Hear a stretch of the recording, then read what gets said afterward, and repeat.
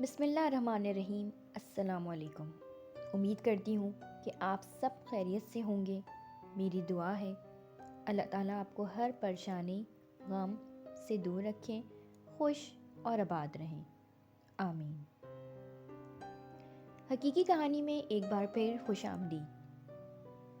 آپ سب سے درخواست ہے کہ ہمارے چینل کو سبسکرائب کر دیجیے گا اور کہانی اچھی لگی ہو تو لائک اور شیئر کرنا نہ بھولیے گا۔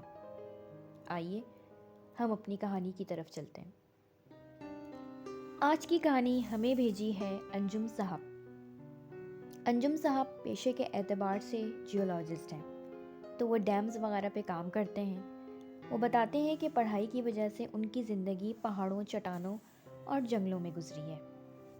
یہ بھی ان دنوں کی بات ہے کہ ہم اپنے کام پہ نکلے ہوئے تھے۔ ہمارا قیام جنگل میں تھا۔ یہ جنگل اتنا خوفناک تو نہ تھا، لیکن تھا تو جنگل۔ جنگلی جانور یہاں موجود تھے۔ رات تقریباً 10 بجے ہم نے اپنے کیمپ میں روشنی جلائی اور آگ جلا کر بیٹھ گئے۔ رات کا وقت تھا، سنسان جنگل تھا۔ میں اور میرے ساتھ والے کولیگز جب ہم نے سوچا کہ ہم چائے بناتے ہیں تو چائے کا پانی ہم نے جیسے ہی آگ پہ رکھا، آگ بجھ گئی۔ ہم نے دوبارہ آگ جلائی، لیکن پھر وہ بجھ گئی۔ ہم نے سوچا شاید موسم کی وجہ سے آگ نہ جل رہی ہو، لیکن معاملہ شاید کچھ اور تھا۔ پھر ہم نے سوچا کہ کچھ دیر کے بعد چائے بنا لیں گے۔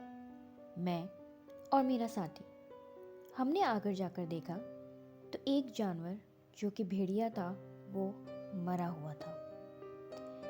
میں یہ دیکھ کر ڈر گیا کہ ابھی تک تو یہاں پر کچھ نہیں تھا، پھر اچانک یہ کیسے ہو گیا۔ خیر، ہم نے اس بات کو اگنور کیا، لیکن پھر رات گئے جب ہم اپنے کیمپوں میں آ کر بیٹھے تو ہمیں ایسا لگا کہ باہر کوئی ہے۔ ہم نے باہر جھانکا تو کچھ نہ تھا۔ ساری رات ہماری جاگ کے گزری۔ پھر ہم نے اگلے دن کام مکمل کیا اور دوبارہ کیمپوں میں آ گئے۔ اس رات پھر ہمیں یہی محسوس ہوا کہ ہمارے ساتھ کوئی موجود ہے۔ ہم لوگ کھانا بناتے تو کچھ دیر کے بعد دیکھتے کہ ہانڈی میں کھانا آدھا رہ گیا ہو۔ وہ رات بھی ہماری جیسے تیسے گزر گئی، کیونکہ ہمیں اس بات کا اندازہ تو تھا کہ کوئی ہے جو ہمیں نقصان نہیں پہنچانا چاہتا۔ ایسے کئی واقعات ہمارے ساتھ رونما ہو رہے تھے۔ کبھی ہم پہاڑوں پہ رہتے ہیں، وہاں لگتا، کبھی جنگلوں میں رہتے تو میری ساری زندگی انہی کشمکش میں گزری۔ بہت شکریہ انجم صاحب، آپ نے اپنی کہانی ہمیں بھیجی۔ آج کی کہانی، دوسری کہانی ہمیں بھیجی ہے جویریہ نے ناظم آباد سے۔ جویریہ ہمیں اپنی خالہ کا واقعہ بتا رہی ہیں، جو کہ جب وہ چھوٹی تھیں تو اکثر اپنے محلے کے ایک گھر میں کھیلنے جایا کرتی تھیں۔ وہاں ان کی دوست ہوا کرتی تھی۔ اکثر یہ اپنی گڑیا کو لے کر جایا کرتی تھی وہاں۔ وہ گڑیا ان کی پسندیدہ گڑیوں میں سے تھی۔ اسے وہ اکثر سجایا کرتی تھی۔ اس کے کپڑے سلوانا، کبھی اس کو تیار کرنا، کچھ نہ کچھ وہ ان گڑیوں کے ساتھ کرتی تھی۔ روز کی طرح آج بھی وہ اپنی گڑیا کو لے کر اپنی دوست کے گھر گئیں۔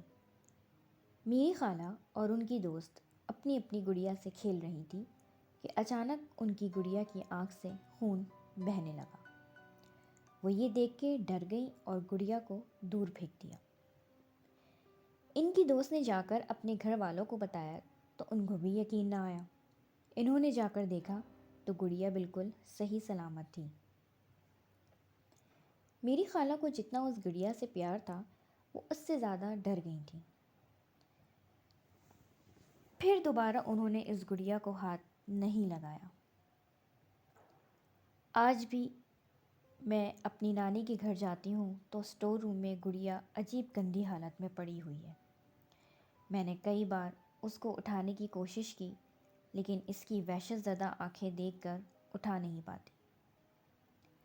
ہم نے اپنے گھر والوں سے بھی یہ ڈسکس کیا، لیکن انہیں یہ آج تک میری خالہ اور ان کی دوست کا وہم لگتا ہے۔